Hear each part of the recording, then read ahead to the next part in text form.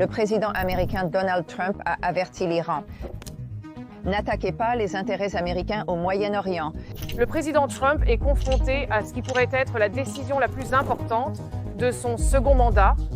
Va-t-il ordonner à l'armée américaine de bombarder l'Iran ? L'Iran n'est pas très satisfait du président Trump. Alors ils font l'impensable. Ils se préparent à attaquer les bases américaines. Plus précisément, les bases américaines au Moyen-Orient.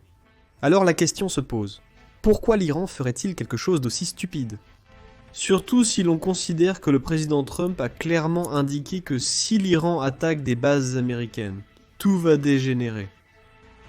Moi, en même temps, je le dis très clairement au régime iranien. S'ils touchent à un seul cheveu d'un Américain ou à un bien américain, s'ils essaient de le détruire, nous les poursuivrons avec toute notre force.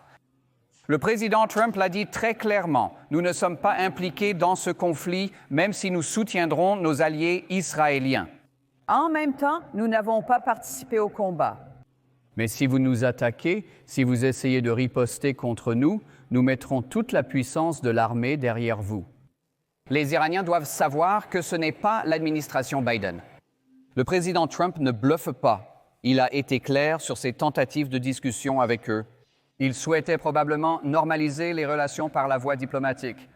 Ils ont choisi d'adopter un ton ferme. Ils ont choisi d'aller dans les rues et de scander « Mort à l'Amérique » et « Mort aux Israéliens ». Ceci est le résultat de leur slogan. Mais honnêtement, Stuart, cela montre à quel point le régime iranien est vraiment faible. Souvenez-vous, la dernière fois qu'ils ont mené une guerre, c'était lorsqu'ils ont essayé d'entrer en Irak et cela ne s'est pas bien terminé. Ils mènent des guerres par procuration avec des groupes terroristes tels que les Houthis, le Hamas et le Hezbollah. Ils ont tous été considérablement affaiblis et ils n'ont plus vraiment de moyens de se défendre à ce stade. Eh bien, l'Iran est en colère pour deux raisons. Premièrement, les propos du président Trump d'hier. Et deuxièmement, les actions de l'armée américaine. Passons rapidement en revue les commentaires, puis nous parlerons de l'action militaire. Donc, hier, voici ce que Trump a d'abord tweeté, le matin. Voici une capture d'écran des messages textes de Mike Huckabee au président Trump. Mike Huckabee est ambassadeur des États-Unis en Israël, et il a dit ceci. C'est un long message, mais pour ne pas vous ennuyer, vous pouvez mettre la vidéo en pause et le lire. Mais je veux souligner deux phrases très précises ici. Dans la seconde moitié du texte, il dit « Aucun président de mon vivant n'a été dans une position comme la vôtre, pas depuis Truman en 1945. Je suis certain que vous vous rappelez tous des actions du président Truman en 1945. C'était le président qui a pris la décision de sauver des vies américaines et de larguer les 2 premières bombes atomiques sur Hiroshima et Nagasaki, afin que la Seconde Guerre mondiale prenne fin et que le Japon se rende. C'était clairement une décision énorme, et c'est une décision qui est entrée dans l'histoire. Et Mike Huckabee ici compare cette décision à une décision que le président Trump est en train de réfléchir en ce moment. Le président Trump essaie de décider si les États-Unis doivent-ils s'impliquer dans cette guerre entre Israël et l'Iran, si les États-Unis doivent prêter les B-2 que nous avons à Israël ou utiliser les B-2 en Iran, afin que nous puissions détruire les installations nucléaires iraniennes. Avant toute remarque, il est clair que le président Trump ne prononce pas le mot en N, nucléaire, en parlant de l'Iran. J'espère que vous avez compris la blague, mais... Il s'agit très clairement d'utiliser les bombes anti-bunker de 15 tonnes que seuls les B-2 peuvent transporter. Une décision colossale. Avant de passer à son prochain commentaire d'hier, j'aimerais vous demander une faveur. Si vous pouvez prendre une seconde pour cliquer sur j'aime et s'abonner ci-dessous.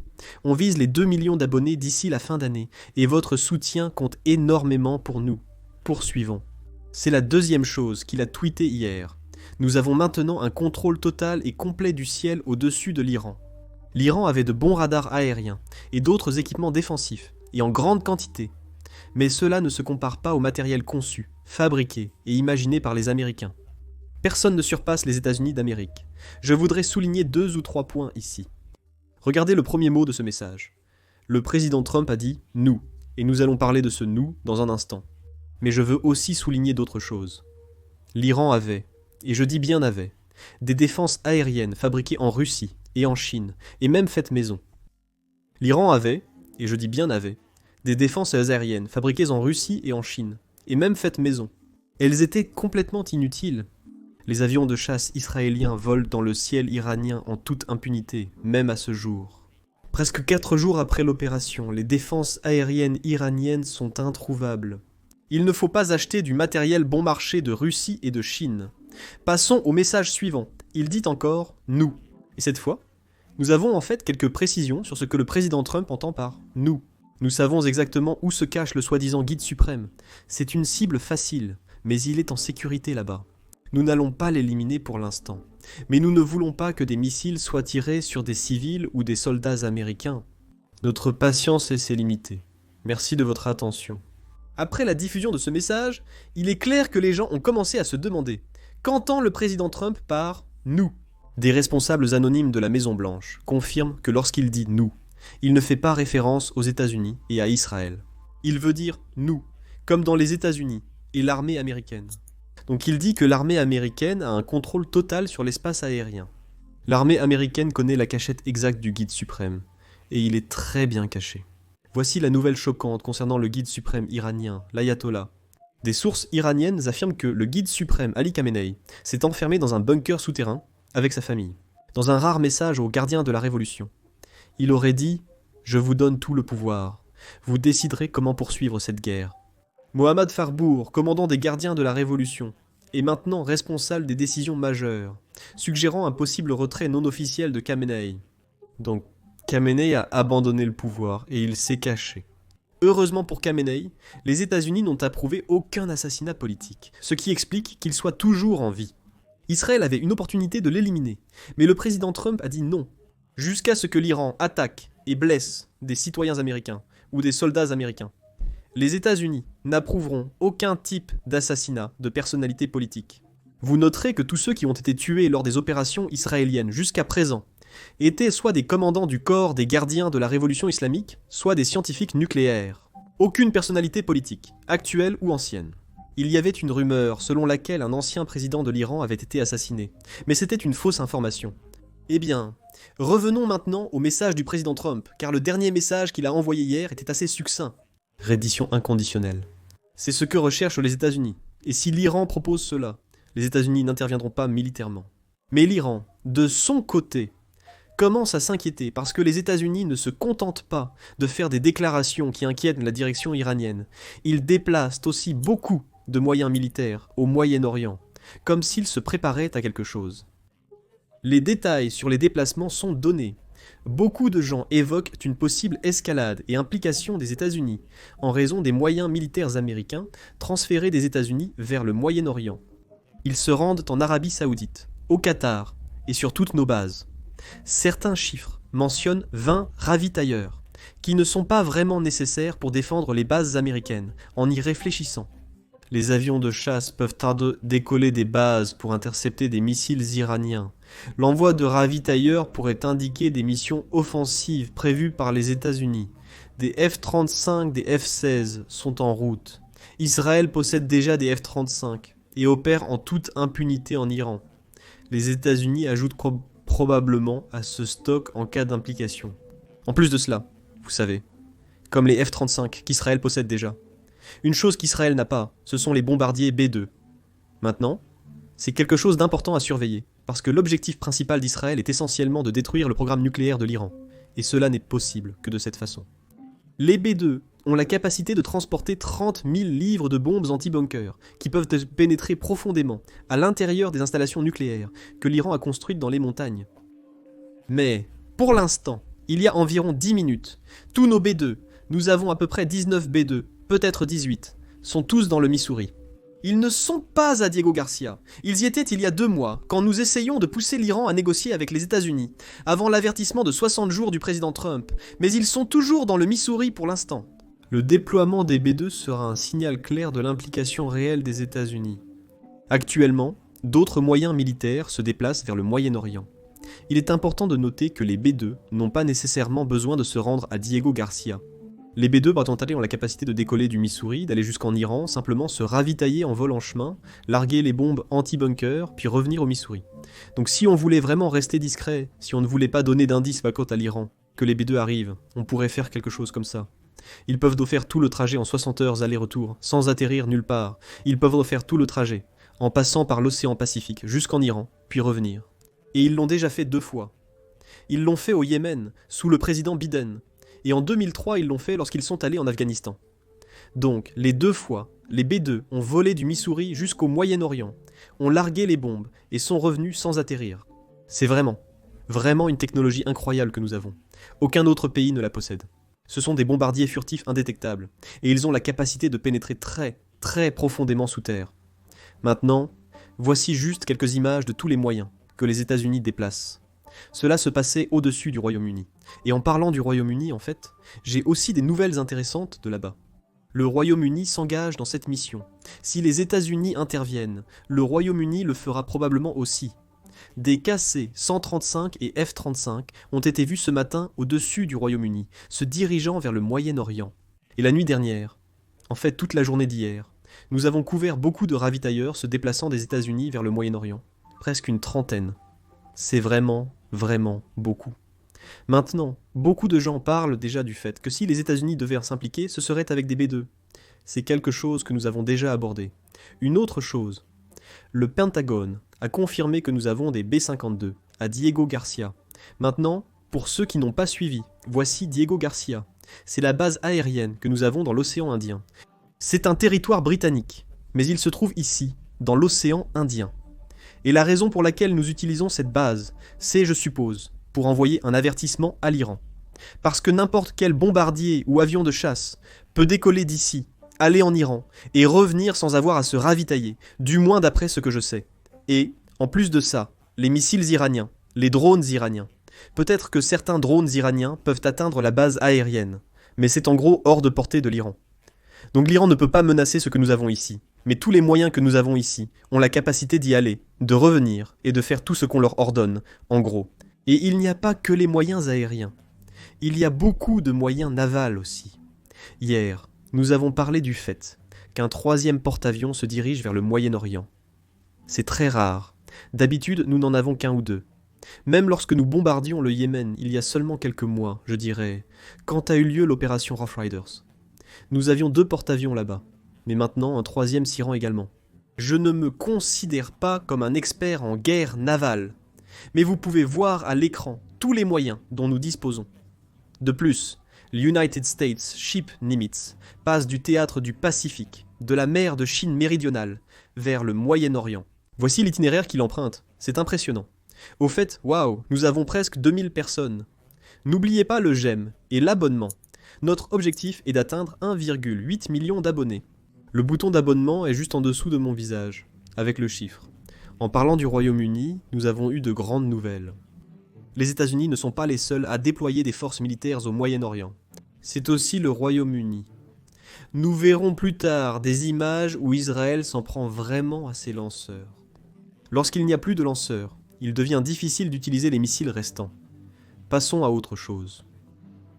Le Premier ministre Benjamin Netanyahou et beaucoup d'autres, au ministère israélien de la Défense, croient que les États-Unis vont s'impliquer dans cette guerre, car Israël a besoin de l'aide des B-2 américains pour détruire l'installation nucléaire de Fordo.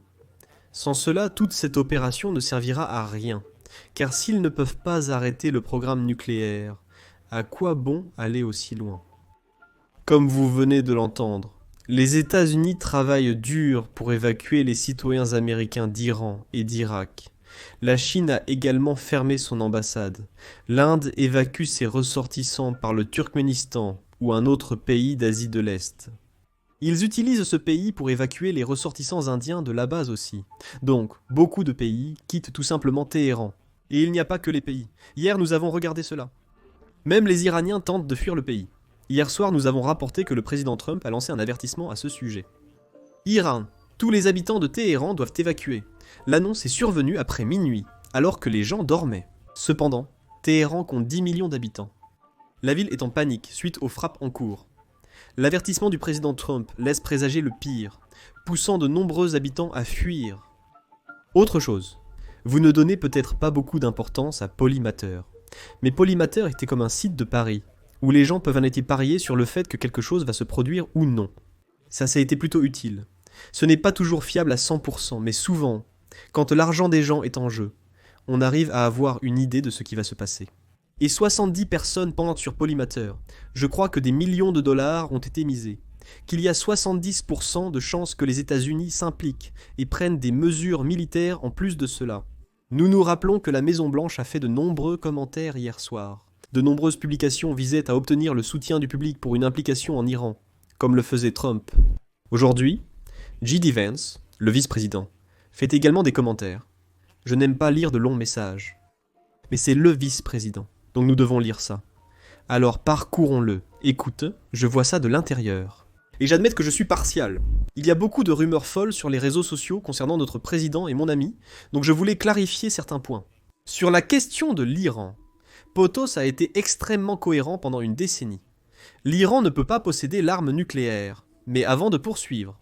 Voici un peu de contexte sur la position de J.D. Vance. Quant à l'implication des États-Unis à l'étranger, c'est l'un des plus grands isolationnistes de l'administration. Les messages signal divulgués montrent qu'il n'était pas contre l'implication au Yémen, mais débattait contre, disant « Nous ne devrions pas faire ça ». Même lui se prononce en faveur de l'Iran, du moins selon cette déclaration. C'est un signal important sur ce que les États-Unis pourraient faire. Ces derniers mois, il a poussé son équipe de politique étrangère à trouver un accord avec l'Iran pour réaliser son but. Le président a affirmé que l'Iran ne peut pas enrichir d'uranium. Il a répété à plusieurs reprises que cela se ferait de deux manières, la manière facile ou l'autre manière. Le plus grand point de désaccord dans les négociations actuelles.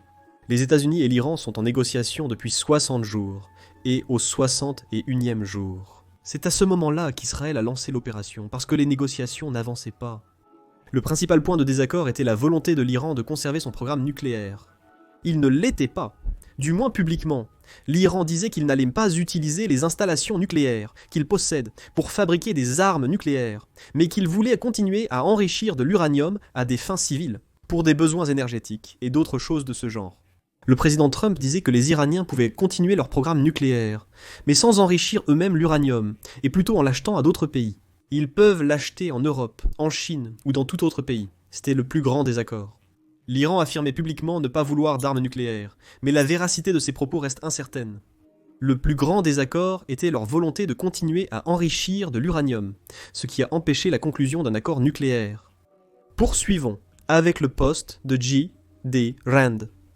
Ensuite, j'ai constaté une grande confusion sur la question de l'énergie nucléaire civile et de l'enrichissement de l'uranium. L'Iran pourrait avoir une énergie nucléaire civile sans enrichissement, mais a rejeté cette option. Ce sont deux questions distinctes. Pendant ce temps, ils ont enrichi de l'uranium bien au-delà des niveaux nécessaires à toute utilisation civile. Ils ont été reconnus en violation de leurs obligations de non-prolifération par l'Agence internationale de l'énergie atomique, qui n'est certainement pas une organisation de droite. Maintenant, un peu plus de contexte à ce sujet. Israël affirmait, avant de commencer ses opérations, que l'Iran enrichissait en fait de l'uranium beaucoup plus rapidement pendant qu'il faisait semblant de négocier avec Trump. En fait, ce qu'Israël essayait essentiellement de dire, c'est que l'Iran construisait une bombe pendant qu'il faisait simplement traîner les négociations. C'était ça leur objectif, et c'est pour ça qu'Israël est passé à l'action aussi rapidement ces derniers jours. Maintenant, la deuxième chose, c'est l'organisation de l'Organisation des Nations Unies, qui est ici, l'Agence internationale de l'énergie atomique. Ils n'avaient pas dit cela depuis 20 ans. Pour la première fois en 20 ans, ils ont déclaré que l'Iran ne respectait pas ses obligations au titre du traité. Donc, c'était la première fois, et c'était en quelque sorte un signal fort que, d'accord, l'Iran fait quelque chose et que quelqu'un doit agir. Mais continuons avec la publication du vice-président. Vouloir de l'énergie nucléaire civile et exiger une capacité d'enrichissement sophistiquée sont deux choses différentes. C'en est encore une autre de s'accrocher à l'enrichissement, tout en violant simultanément les obligations fondamentales de non-prolifération et en enrichissant jusqu'au seuil de l'uranium de qualité militaire. Je n'ai pas encore vu un seul bon argument expliquant pourquoi l'Iran avait besoin d'enrichir de l'uranium bien au-dessus du seuil pour un usage civil. Je ne sais pas si vous avez vu ce film, Dictateur. Vous l'avez vu ? C'est une comédie où ce type fait un discours et dit « Nous allons seulement enrichir de l'uranium à des fins civiles ». Et il rit en le disant. Je ne sais pas si je peux partager ça, je pense que le stream serait supprimé parce que c'est un extrait de film. L'Iran prétendait publiquement avoir besoin de l'énergie nucléaire, mais riait en coulisses. Il ne s'attendait pas à ce qu'Israël soit capable de faire ce qu'il a fait, car ce n'était pas quelque chose qu'ils avaient prévu. Depuis 4 décennies, l'Iran se prépare à une guerre avec Israël, et il semble qu'il n'est pas du tout préparé. Pendant ce temps, le président a fait preuve d'une retenue remarquable en gardant l'attention de notre armée sur la protection de nos troupes et de nos citoyens. Il pourrait décider maintenant, et c'est là que ça devient important, il pourrait décider qu'il doit prendre d'autres mesures pour mettre fin à l'enrichissement iranien. Cette décision revient en fin de compte au président. Et bien sûr, les gens ont raison de s'inquiéter des implications étrangères, après 25 ans de politique étrangère idiote. Mais je crois que le président a gagné une certaine confiance sur cette question, et j'ai pu le constater de près et personnellement. Je peux vous assurer qu'il ne s'intéresse à utiliser l'armée américaine que pour atteindre les objectifs du peuple américain. On dirait qu'ils essaient d'obtenir le soutien du public. Le président Trump est en réunion avec son Conseil de sécurité nationale depuis 2 heures pour discuter d'une possible implication et de frappes américaines potentielles. Il fera une déclaration. Nous le rejoindrons à sa sortie, mais voici ce qu'il aurait dit lors de son voyage du Canada vers les États-Unis hier soir. C'est important et j'espère que vous pourrez l'entendre, malgré le bruit de l'Air Force One en arrière-plan qui rend l'écoute un peu difficile. Donc la question est, si vous n'arrivez pas à entendre, le journaliste a demandé « Qu'est-ce qui est mieux qu'un cessez-le-feu ? Qu'est-ce que vous recherchez ?» Et il pose cette question parce que Trump a dit « Nous allons faire quelque chose de mieux qu'un cessez-le-feu » quand il venait à la Maison-Blanche. Qu'est-ce qui est précisément mieux qu'un cessez-le-feu? Qu'est-ce que vous recherchez? Une fin, une vraie fin, pas un cessez-le-feu. Une fin? Quelque chose qui serait permanent? Oui, ou abandonné complètement. C'est bien aussi. Es-tu plus proche? Es-tu possible? Est-ce possible dans les prochaines 24 heures? Pourquoi pas? Certainement possible. Abandonné complètement. C'est possible, oui. Des sources iraniennes affirment que le guide suprême Ali Khamenei s'est enfermé dans un bunker souterrain avec sa famille. Il semblerait que cet endroit devait rester secret. Mais il est connu du public parce que Trump vient de dire au monde entier que nous savons exactement où se cache le soi-disant guide suprême. Il se cache dans un bunker dont les coordonnées sont probablement connues de l'administration. Je veux aussi souligner autre chose. En fait, dans tous les tweets de Trump ce matin, comme vous pouvez le voir à l'écran, il utilisait ce mot. Nous, beaucoup maintenant, nous avons vu dans le département d'État, professeurs, que des gens demandaient ce que signifie « nous ». Eh bien, un responsable anonyme qui était à la réunion du Conseil de sécurité nationale a dit que « nous » signifie les États-Unis. Il n'a pas précisé, il a juste dit cette phrase. Nous signifie les États-Unis. Donc, les États-Unis savent. Cela veut dire que les États-Unis sont déjà impliqués dans le partage de renseignements avec Israël. C'est quelque chose que publiquement, ces 2 derniers jours, Trump et même l'administration niaient. Ils disaient que la seule chose dans laquelle nous étions impliqués, c'était à des fins défensives. Nous ne partagions pas de renseignements. Nous ne faisions rien. Mais maintenant, Trump dit « nous ». Et beaucoup de personnes dans l'administration ont confirmé anonymement que « nous » signifie les États-Unis. Donc, nous avons partagé des renseignements avec Israël. Continuons. L'Iran a préparé des plans pour gérer des centres sensibles en cas d'assassinat. 2 dirigeants, donc l'Iran, encore une fois, ils ont déjà beaucoup perdu. De nombreuses personnes étaient présentes, mais nous n'avions pas été témoins d'un assassinat politique, c'est ce que je voulais dire. Aucun responsable gouvernemental n'a été tué. Seuls les militaires du corps des gardiens de la révolution islamique et les scientifiques nucléaires ont été assassinés ces 3 derniers jours. Eh bien, aujourd'hui, nous avons reçu certains rapports. Ce n'est pas encore totalement confirmé, mais un ancien président aurait été assassiné. Lors de la 2e conférence de presse du département d'État, on leur a posé la question, mais elle n'a pas répondu, disant que c'était une question à poser à Israël. Nous avons vu des rapports non confirmés. Nous ne savons pas avec certitude maintenant. Oublions les rapports. Trump le dit publiquement. Nous savons où est le guide suprême iranien, et nous n'allons pas le tuer, du moins pour l'instant. C'est un avertissement très effrayant pour lui. Selon ce rapport, ils ont déjà un plan pour continuer, mais cela ne garantit pas leur succès. Si les dirigeants disparaissent, l'Iran acceptera probablement un cessez-le-feu. Voici maintenant le fils de l'ancien prince. Quelque chose qui pourrait arriver très bientôt. Et enfin, mes chers compatriotes pourront surmonter cela. Et bien sûr, il y a un plan non seulement pour cette phase de notre lutte, qui est la libération de ce régime, mais aussi pour ce qui se passera juste après, la transition vers ce que nous espérons être un aboutissement démocratique. Il semble y avoir une campagne en cours. Son souhait d'un résultat démocratique est évident. Continuons. De nombreux indices ici suggèrent qu'Israël ne cible pas uniquement des sites militaires et nucléaires. Ils vont passer à l'action et visent un changement de régime. Nous avons déjà vu des indices, notamment le sondage. Un sondage est en cours dans le chat avec environ 1700 votes. La question: êtes-vous d'accord avec le ciblage par Israël du bâtiment de la télévision d'État iranienne? 75% ont répondu oui. Si vous n'avez pas encore voté, faites-le maintenant. Et nous avons vu cela hier. Ils ciblaient. Je ne suis pas vraiment sûr. Bien sûr, cela fait partie du régime iranien. Ils ont poussé à la violence, poussé à beaucoup de choses. Mais il est inhabituel de cibler une station de télévision. C'est une chaîne de télévision d'État, j'en suis certain. Je ne suis pas contre, juste un peu confus. Je ne sais pas, je suis un peu confus à quel est le but de cibler la chaîne de télévision. Pareil pour les banques. Donc, le groupe de hackers appelé ce moineau prédateur, qui a déjà revendiqué d'importantes cyberattaques contre les Iraniens, a déclaré mardi avoir mené une cyberattaque pour détruire toutes les données de la banque iranienne. La banque qui est liée au corps des gardiens de la révolution islamique. Maintenant, si vous êtes en Iran, si vous êtes une entreprise, surtout une grande, il est presque certain qu'ils sont liés au corps des gardiens de la révolution islamique. En considérant que nous visons la télévision d'État, qu'ils s'attaquent aux banques, il semble bien que le changement de régime soit clairement l'objectif, car nous affaiblissons leur contrôle sur la population, nous affaiblissons leur contrôle sur la propagande. Internet est coupé en Iran. Nous avons beaucoup de personnes qui sont à l'extérieur de l'Iran, mais qui ont de la famille à l'intérieur du pays. Ils ne peuvent contacter personne, ce qui est très inquiétant. Maintenant, beaucoup, y compris le gouvernement iranien, accusent Israël d'être responsable de la situation. Mais j'en doute un peu, parce que c'est une habitude que le régime iranien a eue à plusieurs reprises. Chaque fois qu'ils perdent le contrôle de la population, il y a de la panique, et le statut du régime est en danger. Ils coupent leur internet. Ils veulent simplement empêcher la diffusion de l'information.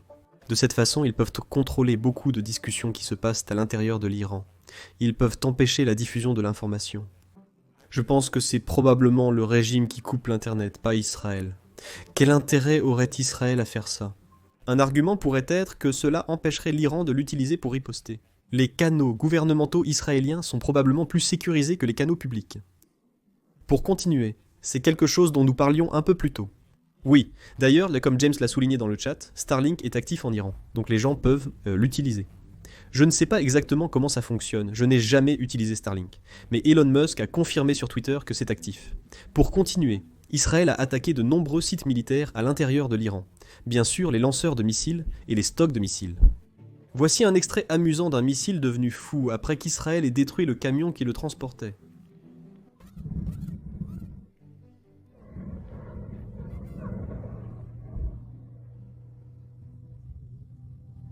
Faites attention aux missiles, regardez comment ils se déplacent. Je n'ai jamais vu ça, peut-être seulement dans des dessins animés.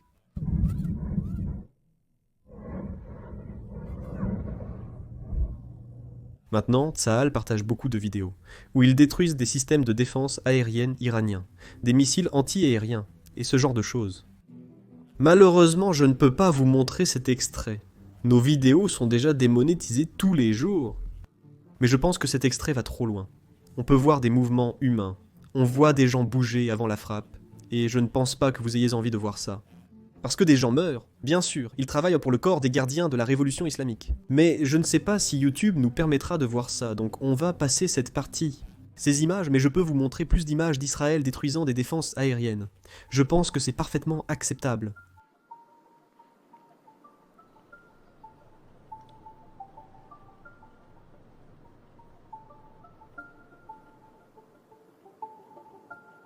Une autre chose, Israël a attaqué d'autres installations nucléaires partout en Iran.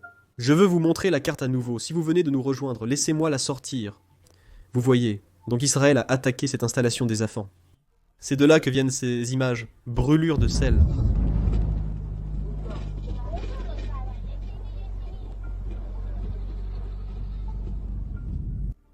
Et ils ont attaqué cette installation aussi dans les épines. Mais je pense qu'ils ont vraiment besoin de l'aide des États-Unis pour la détruire complètement, parce que cette installation est apparemment très profondément sous terre. Et les États-Unis tout simplement non. Israël a des F-35, mais les F-35 n'ont pas la capacité de transporter la quantité de bombes anti-bunker nécessaires pour pénétrer aussi profondément.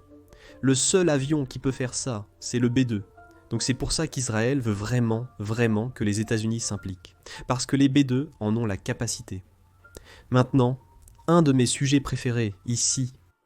La Russie a l'habitude de promettre de grandes choses et de ne jamais les tenir. Eh bien, je pense que cette fois, c'est différent. La Russie vient de dire à l'Iran qu'il ne pouvait pas offrir d'aide au régime au moment où ils en ont le plus besoin. Je veux rappeler à tout le monde qu'au début de cette année, la Russie et l'Iran ont signé un partenariat stratégique, et ce sont leurs mots. La phrase suivante. Je vais dire que ce n'est pas ma phrase. La Russie a dit que le partenariat stratégique est censé garantir la sécurité des deux nations. Il est facile de signer ces choses, et d'avoir tous vos comptes Twitter, y compris les comptes bots. La Russie peut facilement diffuser ses promesses sur Twitter, mais il est beaucoup plus difficile de les tenir réellement. Quand l'Iran a besoin de l'aide de la Russie. La Russie n'offre aucune aide, et l'Iran est furieux. Voici ce qu'a déclaré l'ambassadeur iranien en Russie.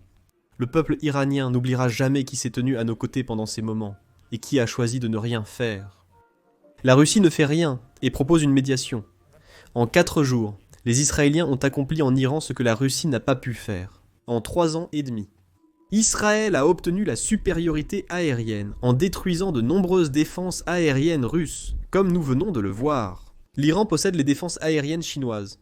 En revanche, la Russie n'a pas de supériorité aérienne en Ukraine.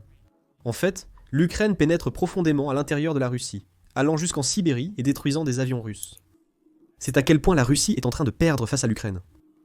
Les Israéliens, utilisant des avions de chasse furtifs F-35 fabriqués aux États-Unis, ont accompli en moins de 4 jours ce que l'armée de l'air russe est incapable de faire en Ukraine depuis 3 ans et demi, établir la supériorité aérienne.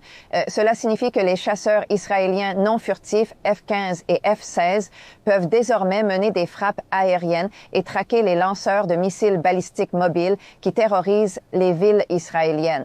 2 destroyers lance-missiles américains, l'United States Ship Sullivan et l'United States Ship Arleigh Burke, dans l'est de la Méditerranée, ont abattu des missiles iraniens visant Israël.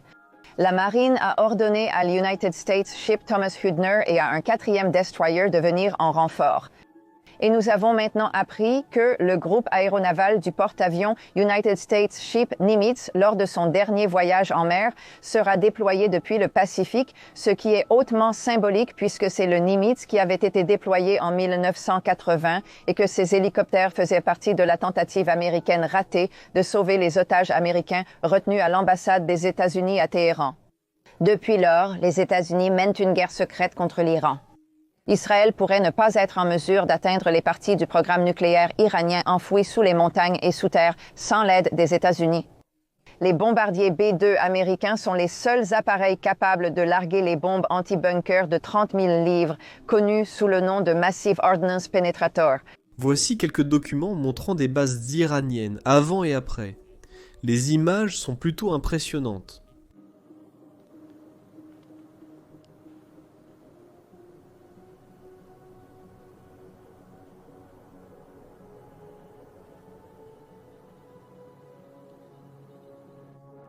Anéanti, anéanti, anéanti. Voilà toute la couverture que j'ai. Je reviens bientôt. J'espère que la couverture vous a plu.